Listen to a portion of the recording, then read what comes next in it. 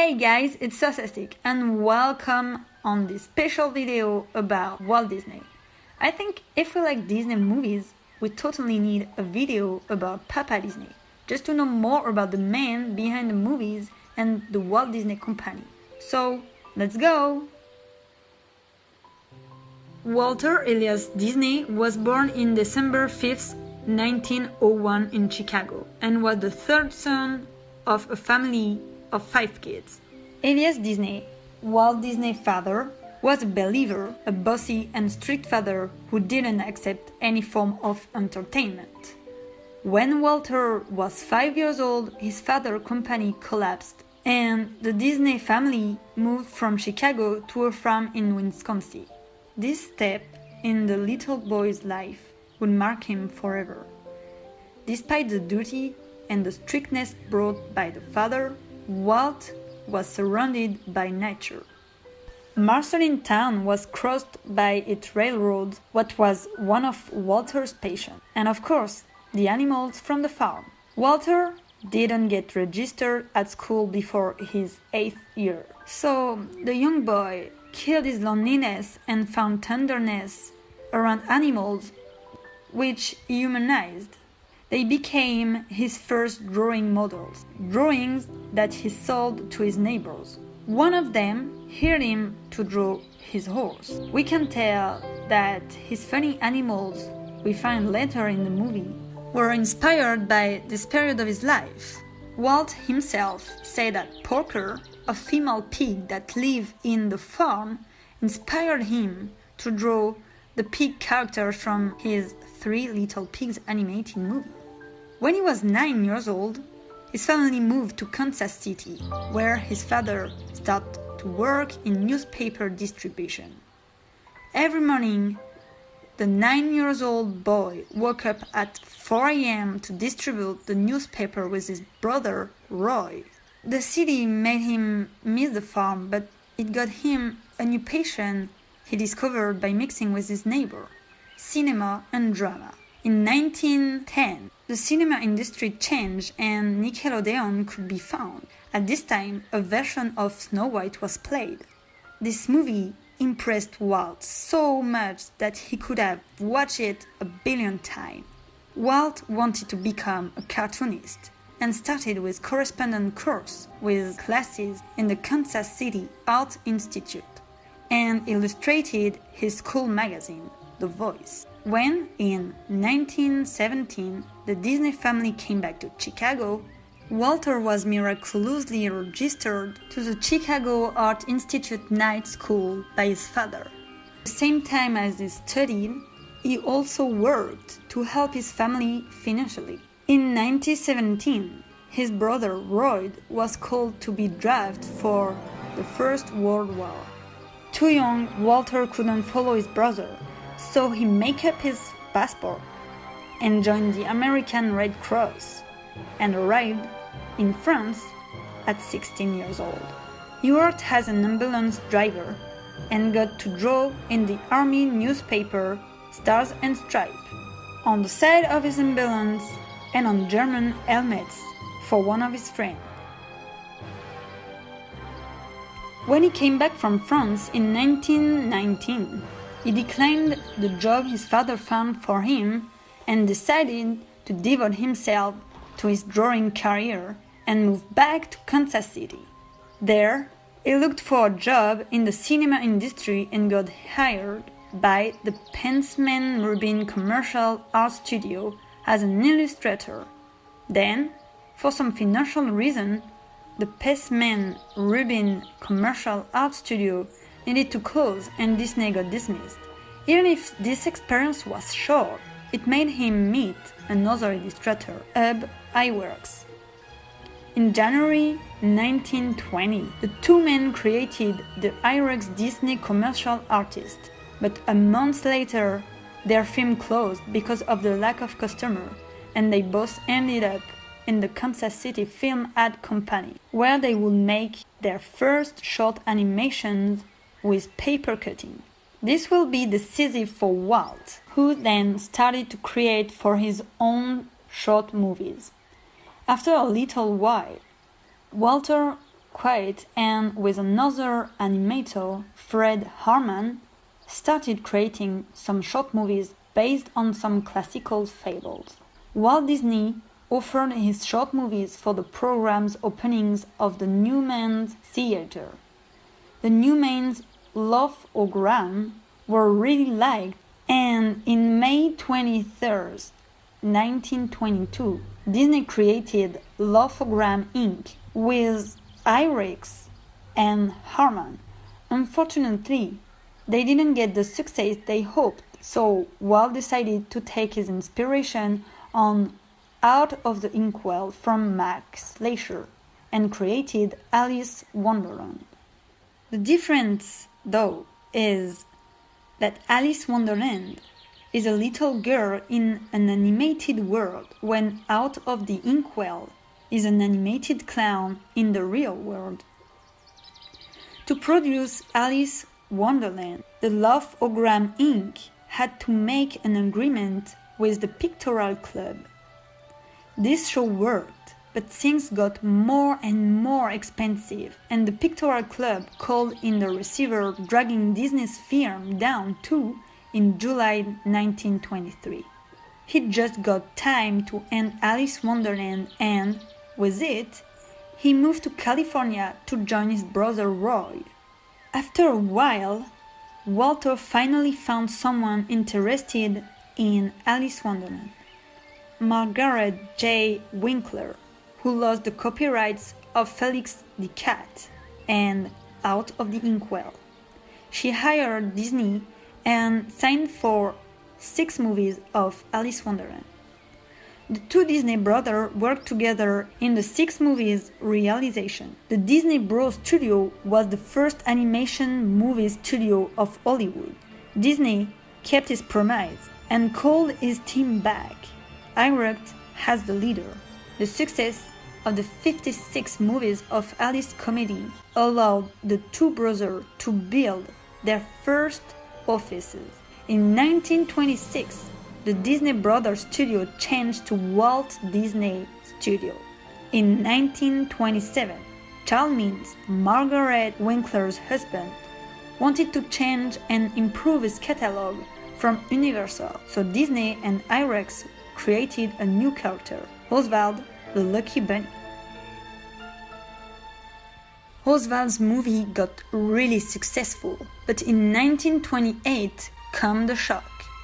Walt Disney traveled to New York and found out that Means fired his animators except Irex, and that the contract Disney signed accidentally gave all the Oswald copyrights to Universal.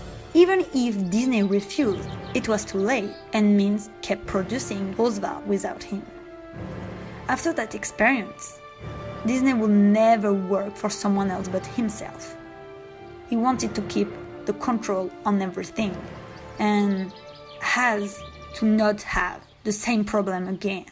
When he came back from his meeting with Means, Disney needed to find a successor to Oswald, and for that, he started to work with the utmost secrecy.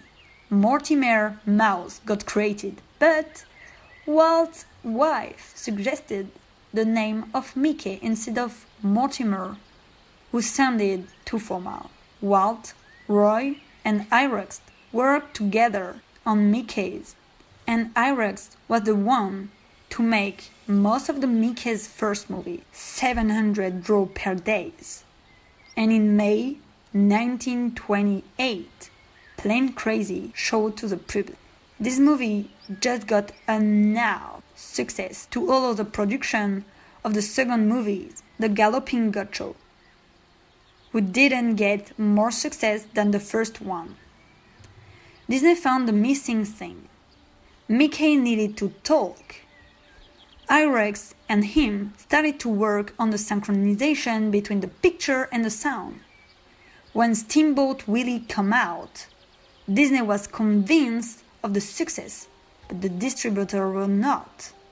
With the help of one of his friends, Harry Reichenbach, Disney got to show Steamboat Willie 2 weeks in the Colony Theater in New York. On the 18th of November 1928, Mickey Mouse became a superstar. Everybody wanted to see the little mouse. Mickey became a national mascot, and in 4 years, 50 short movies were made. Everything had been a challenge for Walt Disney, but the Snow White movies had probably been one of the biggest challenges. Mickey and the Silly Symphonies were the stars of the programs opening in theaters, but Walt Disney wanted more, making his own full-length feature animated film with sound and colors. At this time, this seemed crazy. No one wanted to see a full-length animated movie. Even his brother Roy and his wife tried to tell Walt to forget about this bad idea. But Walt didn't.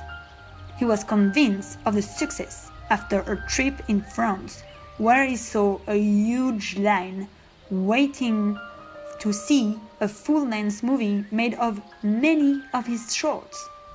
Cheered on by his public, always asking for more, he announced in 1934 the beginning of the production of Snow White. All Hollywood predicted the death of the Walt Disney Studio. Disney didn't care what others would think and evaluated his movie to $250,000. Everything seemed excessive. For the first time, the character needed to be animated for more than 10 minutes. The music, which had an important place in the movie, helped to replace some scenes just by mentioning them in the lyrics. Other rewrites of the story helped to create a flowing rhythm, mixing stakes and characters. To give the story a better flow, the use of secondary characters became strategic, and the Disney sidekicks became important to turning into an hallmarks of the studio.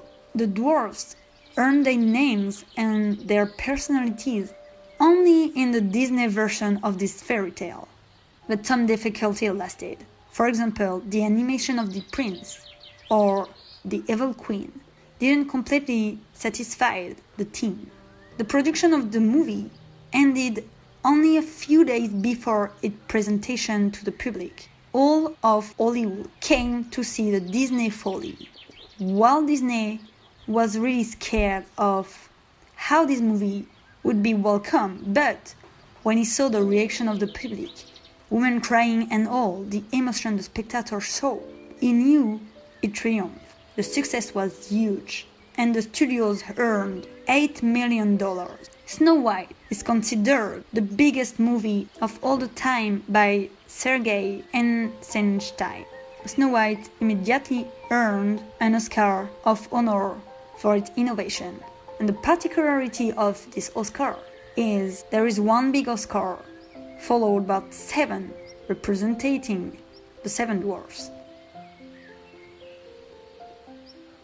Walt Disney had made a lot of things during his life, movies, TV shows, and also theme parks. The idea of Disneyland came through his mind when he was bringing his daughter to the Griffith Park in Los Angeles. He wondered why parks had to be small, dirty, and funny just for kids. At first, he imagined Disneyland just for his family and his employees. He looked for a site of at least 3 acres in Los Angeles and started to build his park according to his memories. For example, the train that goes around the whole park is a memory of his childhood in Kansas City and his days spent to the electric park. The King Arthur carousel was made based on the one of the Griffith Park. The entrance of the Disneyland park that looked like a train station is a reference to the Henry Ford Museum and Greenfield Village. Years after years, his idea of his park became more and more concrete. In 1953, he decided to get a spot of more than 40 hectares where he would be able to create rivers, waterfall and mountain, and being able to put all the amusement attractions. The problem was the money. His dream was way too expensive and the bank didn't believe in that. Even his brother Roy disagreed about using the money from the Walt Disney Company. So Walt decided to sell his vacation house, to close his life insurance, and to produce more things for TV channel. ABC accepted to help him. In 1954, he got a spot of 60 hectares around Anaheim. He knew exactly what he wanted to do. The entrance would start with Main Street, USA, the reconstruction of a town to bring an exotic side. Walt created Adventureland, where people could feel as if they were in Asia or Africa. Because the forest is something important in the American culture, he made Frontierland. Of course, he needed a world where dreams came true, like in Pinocchio's song. So he did Fantasyland with the castle of Sleeping Beauty. And because he was passionate about sciences, he created Tomorrowland. The park finally costed $17 million. And when it first opened, unfortunately, it didn't work that well. But after months of adjustments, it finally worked, and the number of visitors grew fast. 1 million in 7 weeks. In 1965, so 10 years later, the park counted 50 million visitors since the beginning. Walter knew that one day Disneyland wouldn't be big enough, and a new dream of his arrived. He wanted a bigger park. And after flying above Florida, he noticed a spot around Orlando that seemed perfect. In October 1975, Disney revealed his Disney World project, but unfortunately, Walt died in December 1966. It's his brother Roy who kept the project going, and on the 1st October 1971, Walt Disney World opened its doors. The park was renamed Walt Disney World instead of Disney World by Roy Disney, just to remember the man with who everything has started. Roy Disney died a few months later, but the success of Walt Disney World was guaranteed, and it still is. Throughout the years, we rarely found people as innovative and passionate as Walt Disney. And when we find those people and look back at their story, we realize that they fought and struggled for what they wanted. And Walt was definitely one of them. Now it's time to say goodbye. I hope you enjoyed. Don't hesitate to like, to comment if you liked, to share, and of course, to subscribe me if you want to know more about all the Disney universe. And I wanted to apologize for my terrible accent and for all the mistakes I could have done during the video. Next month, I will see you for a new theory about Disney Universe. So see you next month. See ya real soon!